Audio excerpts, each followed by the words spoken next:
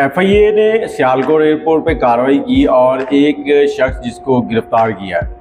अब ये गिरफ्तारी क्यों हुई है वो आपको बताते हैं, लेकिन उससे पहले बताते हैं कि एक आदमी जो कि डंकी लगाकर इटली गया था और इटली में उसने अपने डॉक्यूमेंट अप्लाई किए और उसके बाद उसको वहाँ का नेशनैलिटी मिली, पासपोर्ट इटली का बन गया और वहीं पर वो अच्छे रोज़गार कमा रहा था। तो चंद महीने पहले वो वहाँ से पाकिस्तान आया तो पाकिस्तान दुबई मौत हो गई उसकी, वो डेथ हो गई और अल्लाह को प्यारा हो गया।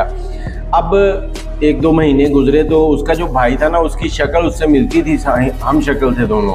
तो इन्होंने क्या किया कि एक एजेंट से रब्ता किया। एजेंट ने कहा कि आप ऐसे करो, इसके पासपोर्ट के ऊपर आप सफ़र कर लो, आप इटली चले जाओ, इटली पहुंच जाओ, वहां जाकर आप जो भी अगले प्रोसेस है उनको देख लेना, लेकिन यहाँ से आपको मैं निकलवा दूंगा। एजेंट ने बड़ी तसल्ली दी।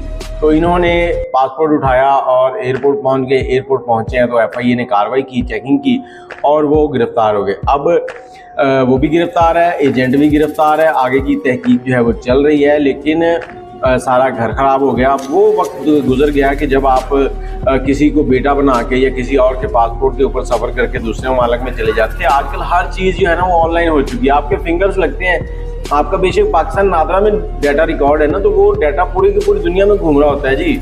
आप एक बार फिंगर लगाते हैं तो आपका हर जगह डाटा आ जाता है कि आप कौन है। तो इसलिए एहतियात करें।